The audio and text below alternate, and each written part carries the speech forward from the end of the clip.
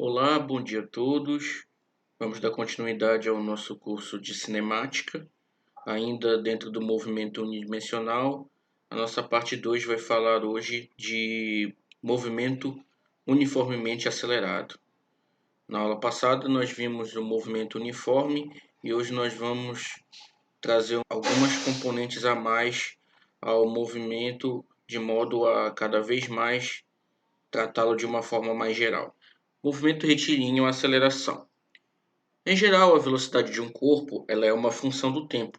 Vimos na aula passada que tanto a posição como a velocidade são expressões funcionais. Podemos escrever a velocidade como função do tempo, a posição também em função do tempo. Se a velocidade permanece constante, o movimento é dito uniforme, caso que a gente viu na aula passada. Vamos supor que na figura da aula passada, 5.3, no instante t o objeto está em A com velocidade v e no instante t' está em B com velocidade v'. A aceleração média entre A e B é definida de forma muito análoga à velocidade média definida na aula passada. Aqui nós temos v' menos v, velocidade final da partícula menos a velocidade inicial, t' menos t, tempo final menos o tempo inicial. E isso é justamente a variação da velocidade, a razão entre a variação da velocidade e a variação do tempo. Aqui mais explicado, ΔV é a variação da velocidade, v' menos v, e também como antes, ΔT é o tempo decorrido, o intervalo de tempo gasto para a realização do deslocamento da partícula. Então, a aceleração média durante certo intervalo de tempo é nada mais nada menos do que a variação de velocidade agora por unidade de tempo durante esse intervalo de tempo.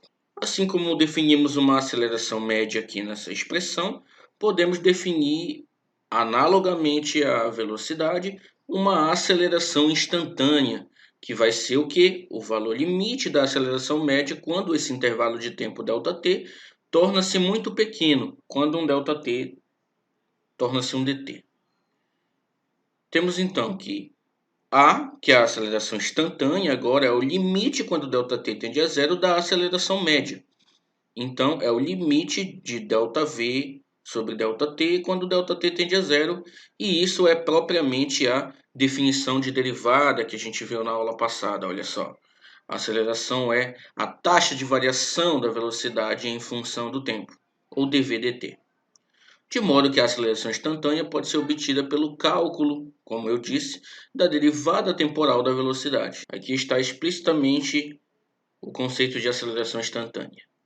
Operacionalmente, a gente determina a aceleração instantânea pela observação da pequena variação de velocidade dv, que ocorre durante o intervalo de tempo desse tempo dt. E essa razão entre essas duas quantidades é justamente a aceleração instantânea. Em geral, a aceleração ela varia durante o movimento. Só que aqui no movimento uniformemente acelerado, a gente vai estudar o movimento retilíneo com aceleração constante. O movimento ele só é dito uniformemente acelerado se sua aceleração for constante.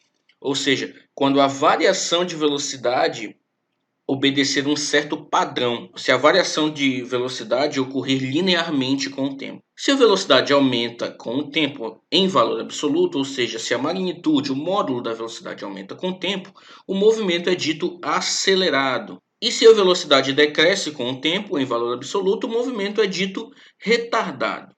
Então, quais as diferenças aqui sentidas entre a aula de hoje e a aula passada? Vamos fazer uma analogia com os equipamentos de um carro, por exemplo. Na aula passada, nós tínhamos estudado apenas o movimento uniforme. Quer dizer que o carro estava equipado apenas de um motor, vamos dizer assim. Aqui no movimento uniformemente acelerado, ele ganha mais dois acessórios, que é o acelerador e o freio do carro. Porque é o acelerador e o freio que fazem com que o carro varie a sua velocidade ao longo do tempo. Conhecida a aceleração, podemos calcular a velocidade por integração dessa equação 5.5 aqui. Porque é fácil ver que se A é dv/dt, dv é igual a AdT. Quando fazemos a integração dos dois membros da equação, a gente tem que a integral de dv de v0 a v é igual à integral de a dt de t0 a t. Ou seja, esse v0 é, na verdade, o v de t0, a velocidade inicial, no tempo inicial, e v é v de t, a velocidade no instante t final. A rigor, nós deveríamos colocar, assim como na semana passada, colocar dv' aqui e dt' aqui. Porque a integral de dv seria de dv' seria v', e no intervalo v menos v0, v' seria v menos v0, que é o que aparece bem aqui, ó. E aqui a integral de dt', apenas de dt', porque a aceleração é constante no movimento uniformemente acelerado, ela sai da integral. A integral de dt' é simplesmente t menos t0 nesse intervalo aqui, certo? Aqui temos a integral de dv explicitamente, logo a gente tem essa expressão aqui, que é a equação horária da velocidade no movimento uniformemente variado, onde nós podemos estendê-la, veremos nas aulas posteriores também, que v é igual a v0 mais a que multiplica t menos t0, resolvendo essa integral aqui facilmente da direita, certo? Essa equação aqui, pessoal, como eu falei, é uma equação de movimento que a gente conhece desde lá do ensino médio como equação horária da velocidade no movimento uniformemente variado. Como no caso do deslocamento, o significado físico da equação 5.6, que é essa equação aqui que eu acabei de discutir, pode ser facilmente compreendido. Lembra que VDT, no caso do movimento uniforme, era a variação da posição ou deslocamento durante o intervalo de tempo dt? Aqui a gente tem que ADT é a variação da velocidade durante esse mesmo intervalo de tempo dt, certo? Então, se a gente dividir como antes o intervalo de tempo, ΔT, que é t menos t0, em pequenos intervalos de tempo sucessivos, dt1, dt2, dt3 e assim por diante, a gente tem que as variações de velocidade correspondentes são a1 dt1, a2 dt2, a3 dt3. Ou seja, muito análogo, muito parecido com o caso anterior, onde A1, A2 e A3 são os valores da aceleração em cada intervalo de tempo específico e que a variação total dessa velocidade, que é v menos v0 na verdade, entre o instante inicial e o instante final, é simplesmente a soma dessas variações individuais. Ou seja, ΔV, que é v menos v0, é A1 dt1 mais A2 dt2 mais A3 dt3 e assim por diante, condensado num somatório, certo? E como esse intervalo de tempo dt é infinitesimal, nós facilmente passamos a uma integral, que é a integral de ADT que a gente já resolveu na equação 5.6. A relação entre a aceleração e posição pode ser obtida pela combinação de duas equações. A aceleração ela é dv dt, né? Verdade? A aceleração instantânea é a taxa de variação temporal a variação da velocidade em função do tempo. Só que a velocidade ela é dx dt, na verdade, da aula passada. A velocidade instantânea ela é a derivada temporal da posição, na verdade, dx dt. Então a gente substitui o v por dx dt e a gente tem o seguinte: ddt de dx dt.